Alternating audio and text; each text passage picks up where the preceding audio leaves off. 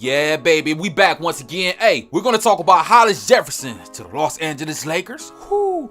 Yeah, they need more depth on that wing. Besides, we still got James Ennis on board too. Let's get it. Now, you go. No, DeAndre Jordan has now signed with the Los Angeles Lakers, and Marc Gasol has been traded back to the Memphis Grizzlies. Bye-bye. And so what's next for the Lakers? Adding another wing piece? Yeah, man, that would make sense in the respect. Yeah, man, if the Lakers are looking for a defensive spark plug, hey, they should start up with Hollis Jefferson, the 26-year-old guard. Yeah, both at the forward spots and even smaller guard. Yeah, he has big length and nice energy.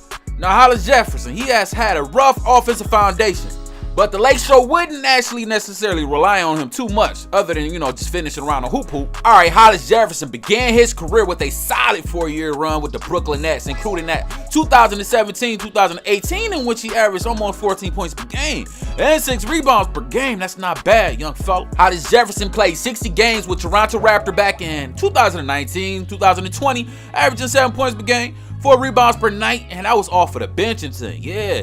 Then made the Portland Trail Blazers, with that last roster spot after being productive at their 10-day contract. Good shit, my boy. All right, but adding length, has been a thing for the Los Angeles Lakers during this offseason. Hollis Jefferson is 6'6" with a 7'2" wingspan.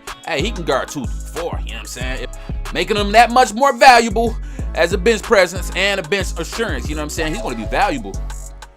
However, Hollis Jefferson would not bring any sort of shooting, as he has been well known as a below-average shooter throughout his NBA career.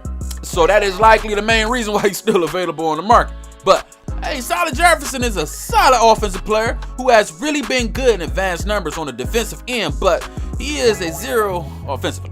And it would not be the first time that the Lakers wove in a player who did not do much offensively, but was great on defense.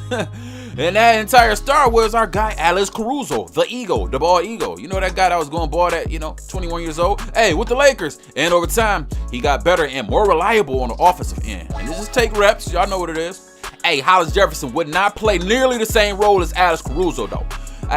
But the Lakers could need him to bring some of that wing depth defense, and they can utilize that in certain situations. And Hollis Jefferson is only not, he's 6'6", but he has a long-ass wingspan, 7'2", you know what I'm saying?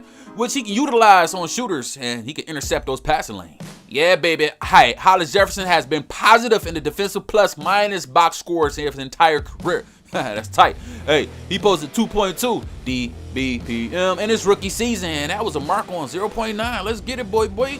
Yeah, no, that might not sound great, but it puts him 48th in the NBA amongst at least around 6,000 minutes played in his NBA debut, and that's 228 players that qualify, putting him at 79th percentile. So that's average. So I know y'all asking why. As far as the wing depth, similar to the backcourt, the Lakers have limited numbers of players who they primarily, can play at that small forward spot. You still got THT, who will likely see the 3 at times, as well as James, along, look at this, our boy Kent Bazemore, Trevor Ariza, and potentially our boy Wayne Ellington, depending on the lineup in those situations. But, however, Ellington and Bazemore will be a tad bit undersized on the wing, and Ariza, for the most part, will be playing some power forward at times. But not all the time, only when it's time for that small ball lineup. Ray Johns Rondo, his signing with the Los Angeles Lakers filled their need for a third point guard that they're looking forward to, along with the acquisition of our boy DeAndre Jordan. The last thing the Lakers are looking for is to add another wing. And of course, the Lakers are interested in James Ennis. He is the best wing option. Ennis would make a lot of sense for the Lakers. Another experienced wing, another player with playoff experience, but the Lakers need 2 more roster spots to fill. Why not both of them, though? Let's imagine the Lakers lineup currently with these 2 wings. Mind-blowing. You got James Ennis, and Hollis Jefferson. There could be some strong choices to fill out their roster spot. They will add that provided depth at that wing position. That they necessarily, they need right now. I feel like they're going to need some stronger guys, especially with some of those wing spots being a little older. You're going to need some of these young legs, some young stallions to come in there and get busy.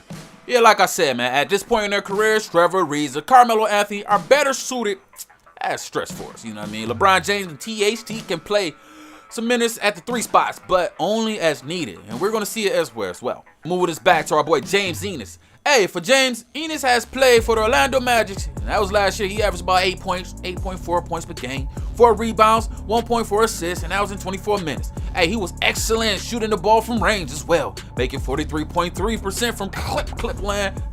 Clipland is the three-point attempts. Let's get it, baby. Hey, you know it's the LBC.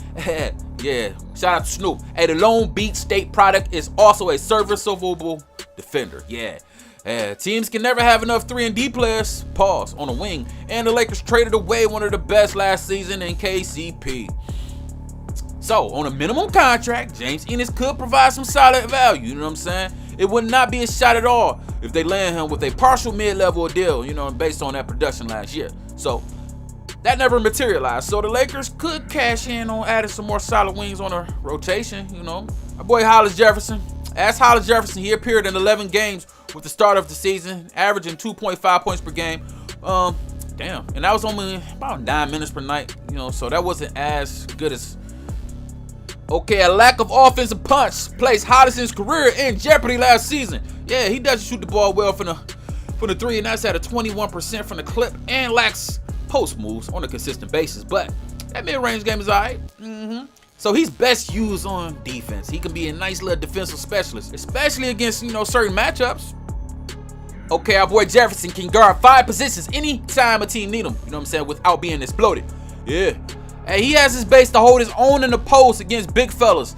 And that's rare for, you know, a wing guy, as well as quick feet to switch out onto ball handlers, you know what I mean? So other than Derrick Jones, hey, Hollis Jefferson might be Portland's most valuable point attack defender of superstar wings, you know what I'm saying? So he's also a great rebounder.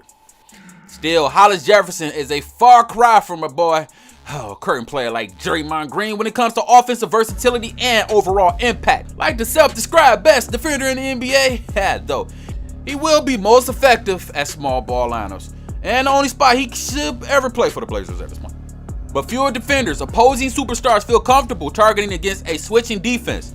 Hey, and that's better. Hey, you got Hollis Jefferson. He could give the Lakers another wing who can be versatile when switching on the court. And they can use him in a lot of different special situations, especially at the end of clock or end of game situations when they need to. And he has a nice little court handle, you know what I mean, a nice sense of the game. He's a smart passer, and he can make good decisions. So in conclusion, for the Lakers, wing depth is the most important thing. Hey, it's even more important than getting a backup point guard, you know what I'm saying? They already got that spot filled. 3 guys. So alongside of LeBron James and Anthony Davis, James Ennis, our boy Hollis Jefferson will have potential. Yeah, he have a lot of potential in the purple and gold. I'm gonna leave it at that. So what y'all think, man? Is that the final piece that the Lakers need to get back to the promised land?